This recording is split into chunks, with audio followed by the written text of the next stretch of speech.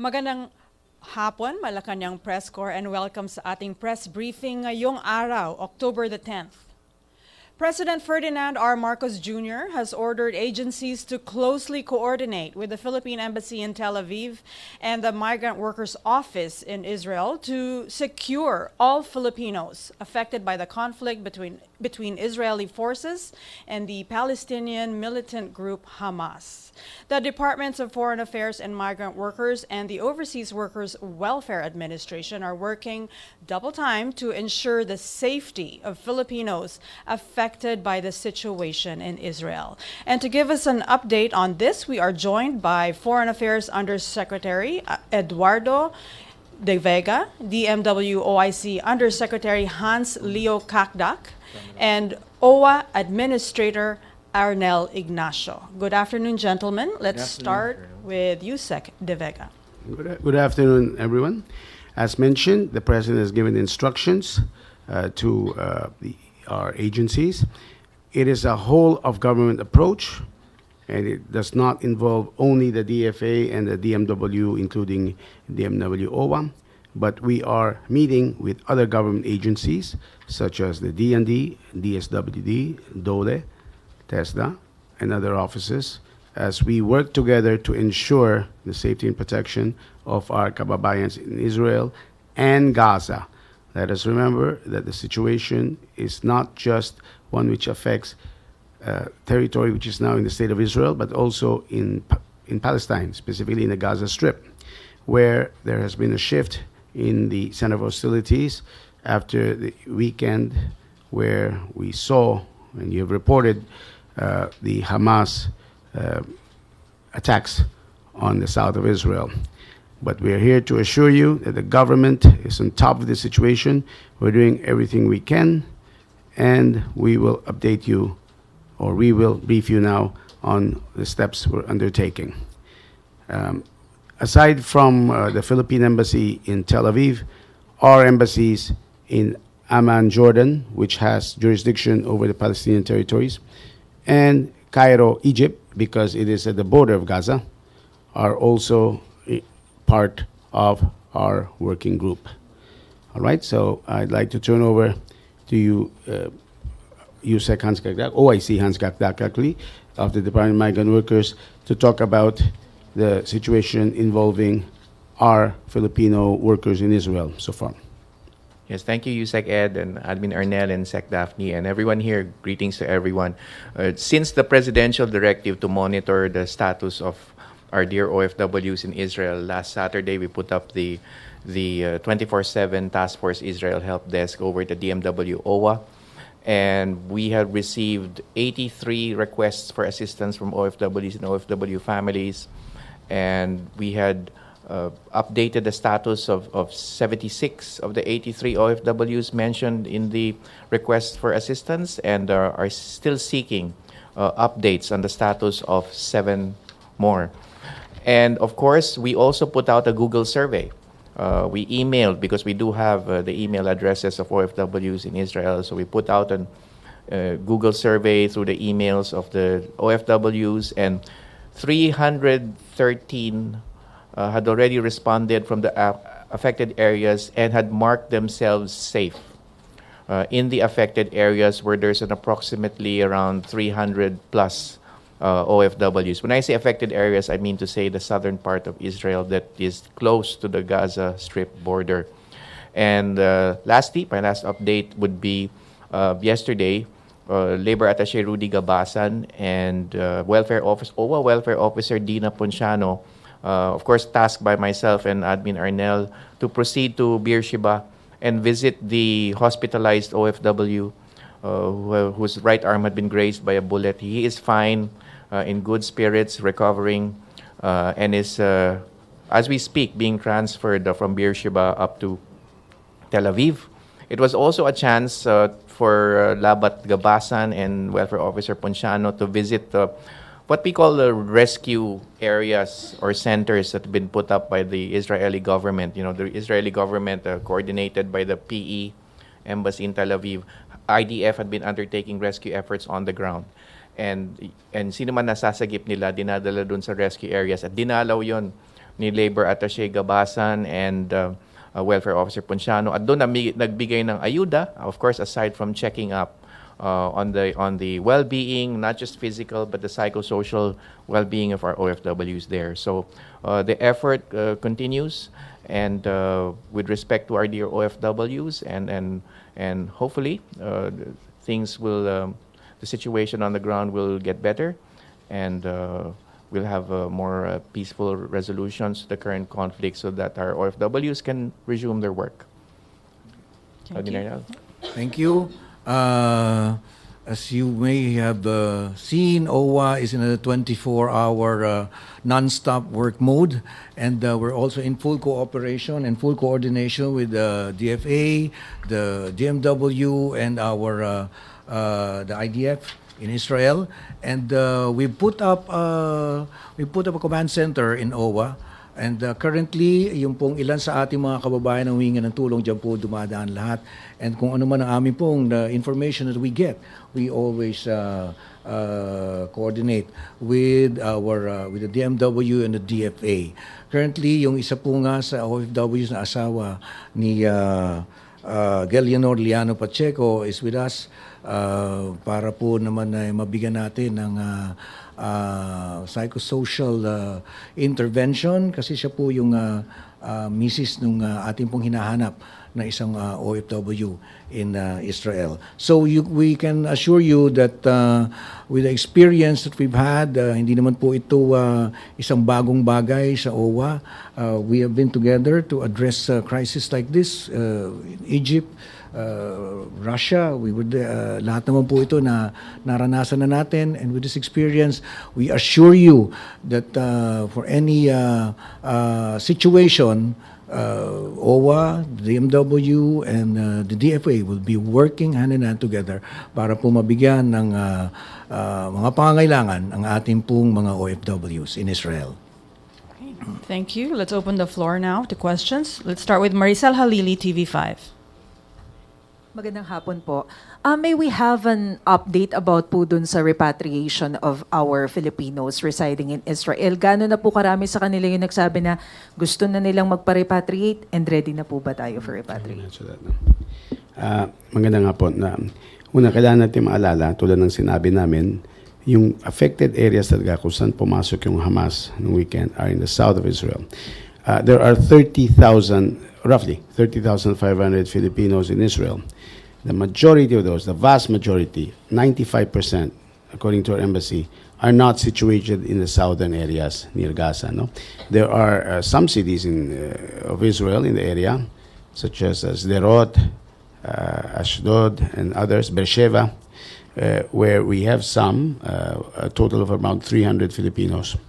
And the embassy has been in touch with them to make sure that they're all right. Karamihan natin mga kababayan are in Tel Aviv, Jerusalem, or Haifa, further up north.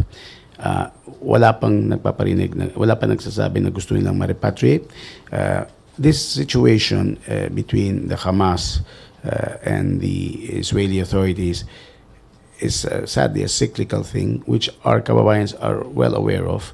They are very resilient, just like the people they're living with in Israel, and they do not ask for repatriation whenever there is a conflict, because by past experience, what happens is that, well, after a few days, hopefully this will be the case as well, tulad ng sinabi ng ating dalawang gentlemen dito, no? After a few days, there's a cessation of hostilities. So they haven't asked. We are ready to repatriate them, to bring them home if that's what they want. The situation is different in Gaza, in Palestine, where you have about 137 Filipinos. They are not OFWs. They are Filipino family members. They are Filipinas married to Palestinians, and some of the 137 are their minor children, so they are also Philippine nationals. And parami ng parami, but right now, according to our embassy in Amman, there are about 38 who have asked to be repatriated, and we are in the process, and we are working on it. So, dun po, sa Gaza meron nagpaparepatriate, sa Israel, wala po. Sir, Just a quick confirmation. Meron na po ba tayong balita kung totoo na merong fatalities na Filipino in Israel? Because merong lumalabas na news na mukhang meron na raw. We have heard that.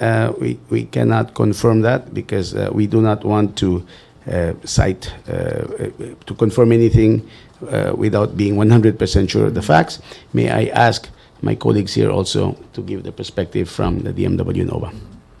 Yes, as far as we have been told by the Philippine Embassy, there is also close coordination with the IDF, International Defense Forces.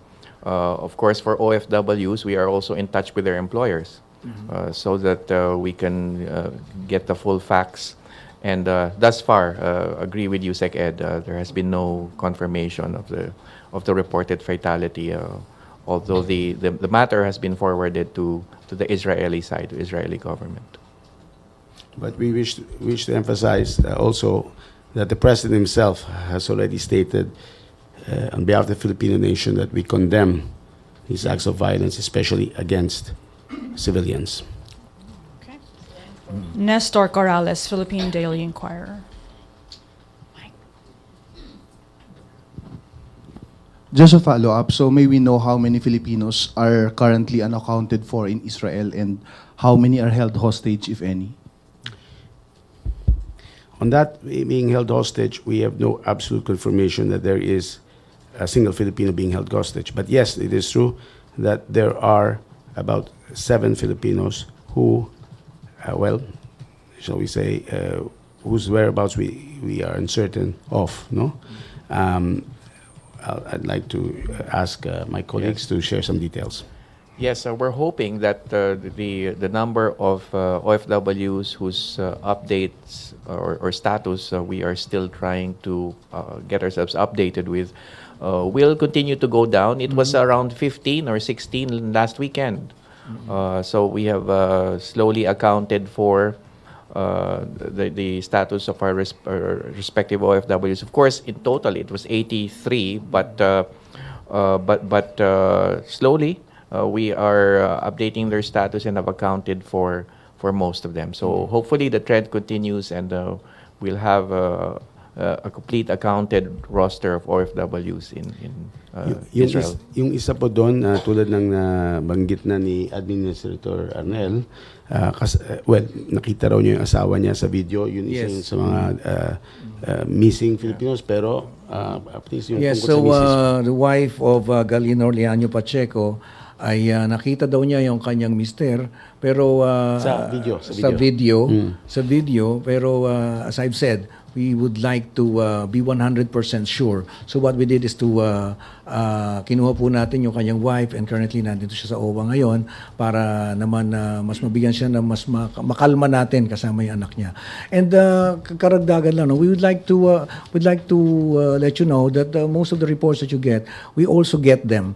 But we are very, very careful as to what we will tell the media. Kasi katulad po ng mga nauna ng mga reports, upon verification, hindi naman po totoo. And we'd like to appeal to our kababayans. Each time that you make transmissions from where you are, it can jeopardize your situation. Maaari kayong matrace. And then pangalawa, it instills unnecessary fear doon po sa ating mga kababayan. So it's best that we be very cautious about sharing information, unconfirmed, especially unconfirmed and verified information bago natin sila ilabas. So I hope you understand bakit kami ay ingat na magbigay ng mga ganong uri na informasyon. Now, ano ba yung katapat naman nun? As you see, as you observe, the DMW, DFA, and OWWA, tuloy-tuloy na nagtatrabaho. Katulad nung simula na ang dami nating mga sinabi na hindi makita. Ngayon, bumababa na itong mga numero na to. And tuloy-tuloy pa rin tayong hinahanap ito. Hindi lamang ito kasi, hindi lamang ang ating side ang nakikipagtulungan. In fact, IDF is also working closely with us. In fact, yung ilan po sa ating mga nailigtas at nadala sa mas ligtas na lugar, ito po ay hinatid ng IDF ng Israel. So we're working very closely with them. Dagdag ko lang, Slol. Sorry. Yung isa palang unaccounted a few days back, yung nagkaroon ng smoke inhalation, isa yun sa mga dinalaw ng labat ng DMW at ng well-off ni Admin Arnella. And she is safe and she's currently up in Tel Aviv already. Recovered, wala na siya sa ospital. Kaya nagpapasalamat din tayo sa State of Israel. Pinangakuan ng ambassador nila dito na hindi lang naman nila bibigyan ng protection ka rin ng sariling citizens, pero pati rin yung mga iba, kasama ng mga Pilipino doon. To add to what Administrator Ignacio was saying, for example, we don't want to be alarmist. Yes, it's true na may missing Filipinos, pero it's possible they're still in the bunkers, they're still kasi meron pa rin konting gun battles between Israeli forces and some Palestinian fighters in south of Israel, so maybe they're still in hiding or so, and eventually lilitaw na rin, hopefully. And also on the details, remember it's a security situation, so in case they were abducted, we don't want to give details because that will endanger their lives. It will worsen their situation. Okay. Ivan Mayrina, GMA7. Gentlemen, sir, good afternoon. Based on reports that we've been seeing from foreign media, Gaza City is under heavy bombing, perhaps as we speak. Meron ho ba tayong impormasyon kung anong kondisyon ng mga kababayan natin doon? At bukod po sa bombing, tinigil daw po ang supply ng pagkain, kuryente, fuel, even water, papunta sa Gaza City. All right. It is true that there's bombing and that, well, actually, Gaza has been in lockdown. I'm sorry, the Israelis, since for some years, have put a blockade on Gaza, and that's part of the reason. Part of the reason for the difficult relationship, right now between the Palestinians and the Israelis. Ang ating mga kababayan, so far, walang casualties, walang wounded, because ang tina-target ng Israel specifically are Hamas targets. And we would like to think that our kababayans in Gaza are not, involved with the Hamas. And so the Israelis themselves have said that they have been warning civilians in Gaza before they strike particular buildings, no? As for the yung electricity, okay, this has been happening. This happens. This is not the first time that's happened, and I'm sure the kababayans, while they are not in the best of conditions right now, know what they do, know what to do. Of course, some have already asked for repatriation, and it's complicated by the fact that there's no international airport in Gaza. No, there's none. You can't even leave by the sea because also the blockade includes sea. There's no port, the way you know ports are. But there's always diplomatic initiatives. There are the exit points both to Israel or through Egypt, which are heavily guarded by both Egypt or Israel. So there are measures now being undertaken so that we could hopefully bring them as soon as possible. But right now, no casualties among the Filipinos in Gaza. Having mentioned all those challenges, Yusek, how soon can we execute this plan to repatriate our kababayan? Ito hong 38 na sabi na gusto nila magpa-repatriate. I don't want to lie to you and give a date. I will tell you as soon as possible. Thank you. Okay. Harley Valbuena, DZME. Alan. Hello, good afternoon po, sirs. Yusek Kakdak, may we know if there are OFWs that are set to be deployed in Israel for the next few weeks or months? And in line with that, are we open on asking the President for a possible deployment ban sa Israel po? Okay, first question. Right now, deployment is on hold mainly because we know that the Ben Gurion International Airport is closed, although there might have been developments in the last few hours on that.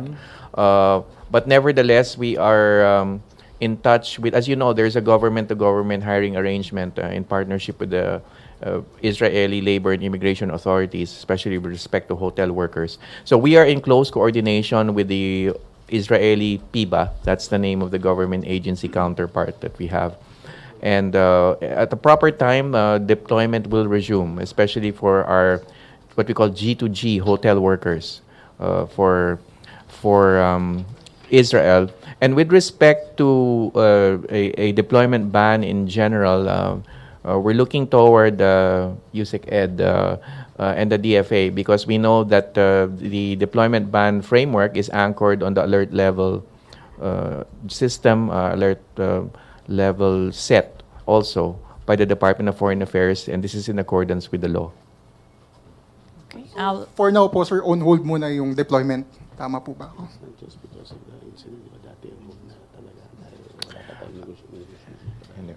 Yeah, right now, what's proceeding is the deployment of hotel workers.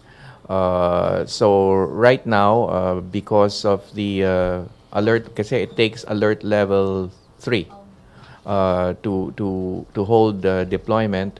Alert level 2 for new hires and alert level 3 for all types of workers. So wala pa tayo sa alert level 2. So technically wala pa tayong deployment ban sa ngayon. But again, the situation we are in is that we have a government-to-government hiring arrangement with our Israeli counterparts. So it's a two-way street. We have to be well coordinated with our Israeli labor and immigration counterparts before we even proceed, kahit na walang ban. Okay. Alan Francisco, PTV4.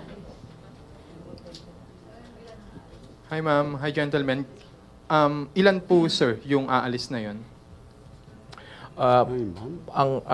Sa hotel workers kasi, we are deploying around, on average, around 1,000, let's say 1,800 in a given year, in a year. Kasi it's just the second year of implementation of the G2G arrangement. Yung sa caregivers, naka-hold siya over the last year, no? But sa hotel workers, that's ongoing. So that's around 1,800. So that's approximately maybe 100 or so per month. So we, again, the situation is manageable kasi nga nakatimbre tayo dun sa counterpart natin sa Israel.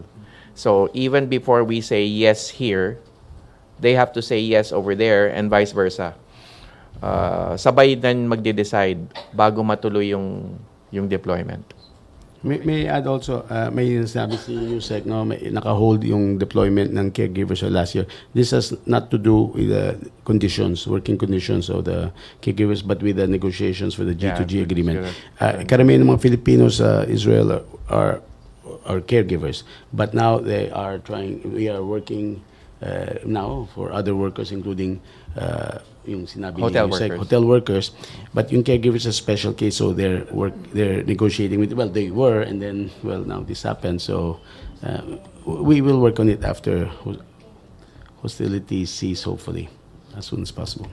Sir, balikan ko lang yung sitwasyon sa Israel. Anong point, sir, na kailangan na magpatupad ng probably forced evacuation? I understand, nakasasabi nyo lang po kanina, wala pang gustong mag-repatriate ng ating mga kababayan. Yung force, let me clarify yung alert levels. So alert level precautionary phase, yung alert level 1, pag nag-uumpisa na yung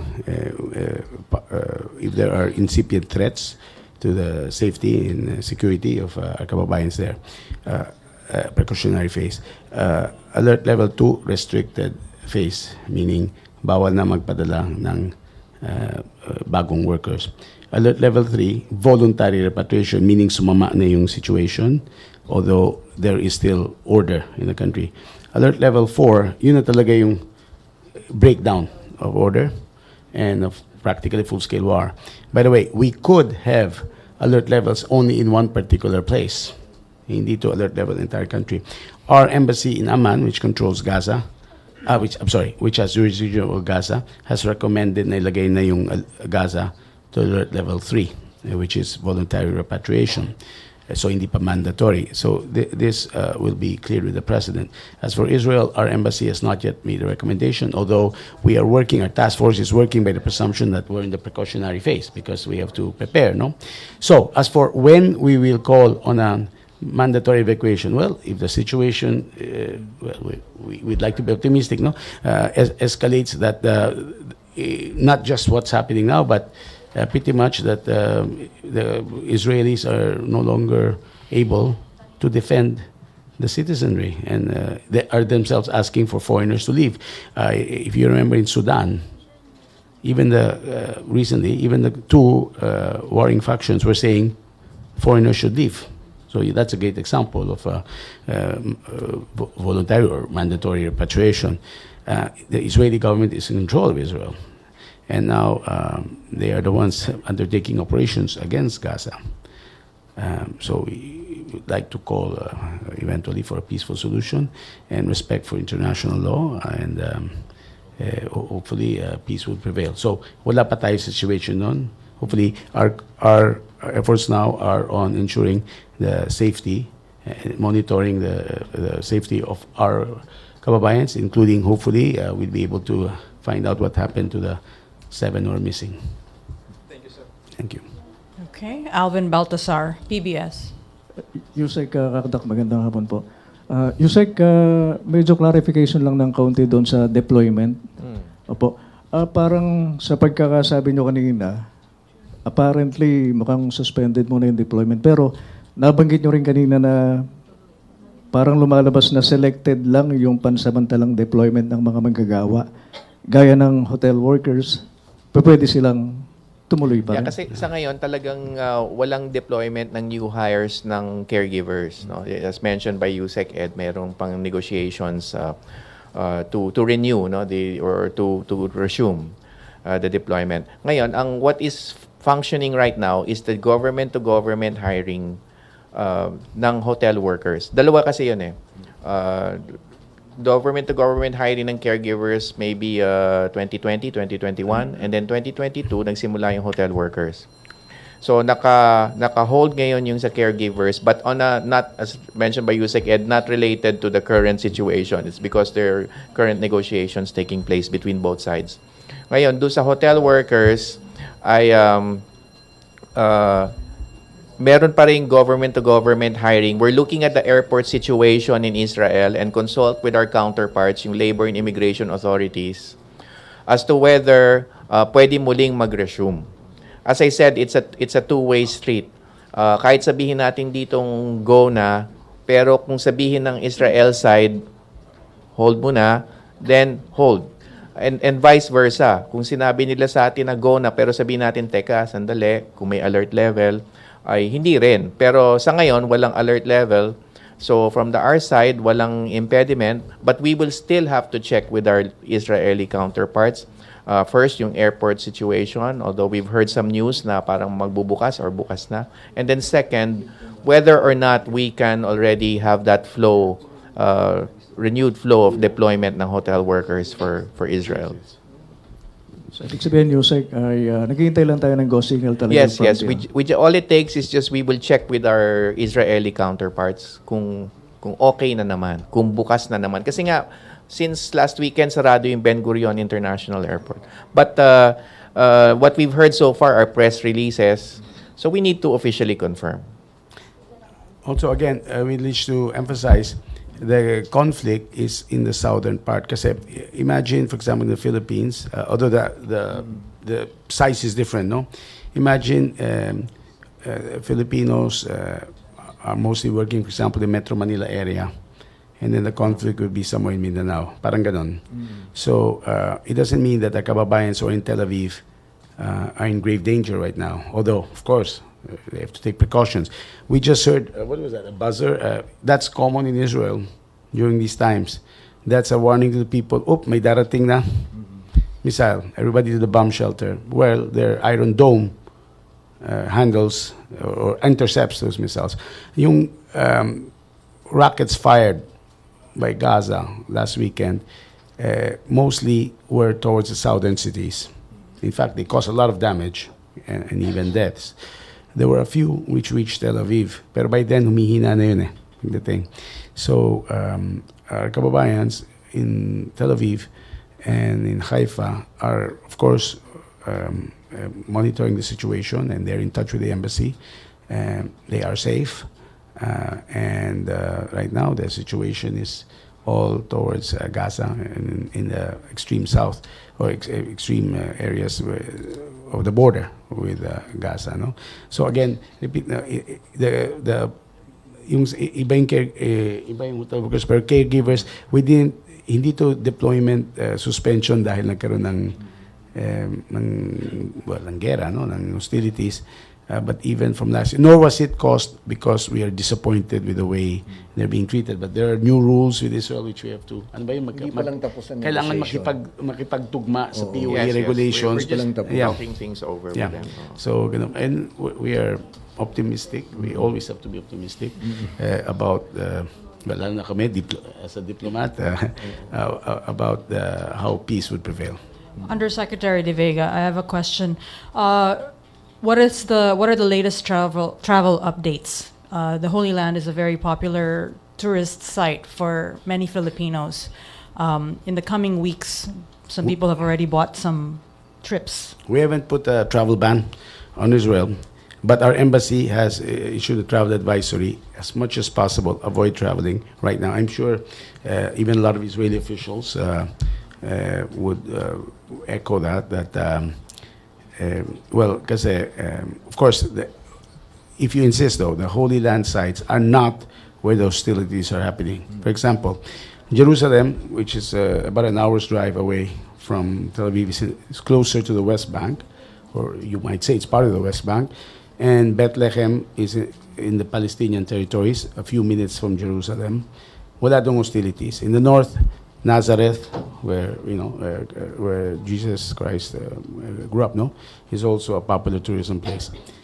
We're not telling you not to go, but we're advising you it's best, if possible, to postpone them until we're absolutely sure that the hostilities have ended. Because, after all, even the Prime Minister of Israel has said that we're in a state of war. So it's not normal for somebody to want to visit a country which is in a state of war. So it's not a ban. There's no ban. But if you could, mamaya ko tip, remember, if you're a tourist and there's a problem, kayo na maging problem. There were some people na hirapan umuwi recently, pero nakauwi rin. So advisory is hold off muna. Okay. And any more questions? Okay, Sam Madanilla, Business Mirror. For Yusek De Vega po. Tatanong lang po namin kung ano po yung current na alert levels ng Gaza Strip at saka ng Israel po mismo. Wala po alert level yung Israel because hindi pa nire-recommend ng embassy. Yung Gaza, well, of course, walang official alert level kasi wala naman tayong deploy na Filipino workers doon. All the Filipinos there are just there because they're married, no, to Palestinians. Pero ni-recommend na ng embassy gawing alert level 3 yung Gaza, meaning voluntary repatriation, which also means restricted phase na yan. And hindi pa na-announce sa final, pero we are going by that. Parang de facto na kahit hindi pa officially pinirma ng presidente or in-announce, we could say that it's under voluntary repatriation na. And the only issue is, well, voluntary repatriation, but how to repatriate them, because that's what we're working on diplomatically.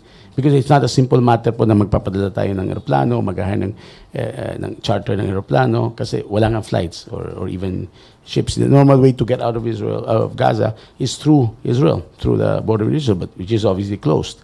So, so let us assume, let's work by the principle, by the assumption that they are on alert level 3. Pero sir, bakit hindi po alert level 4 na mandatory repatriation po yung recommended for Gaza Strip? Well, because this is a situation which sadly is kind of a regular thing, which the Filipinos in Palestine already know about, no? Pero it could go up. Without saying it will, let's see how the next few days goes. Tapos last na lang sir, mag-deploy po ba yung government ng augmentation team para po dun sa ongoing na preparation for possible repatriation? They haven't asked yet, but we are all ready to do whatever it takes, including that. Lalo na kung bukas na yung airport. Thank you po sir. Thank you. And that concludes our press briefing today. Thank you, Undersecretary De Vega, Undersecretary Kakdak, and Administrator Ignacio. Thank you, Malacanang Press Corps. Good afternoon. Thank you.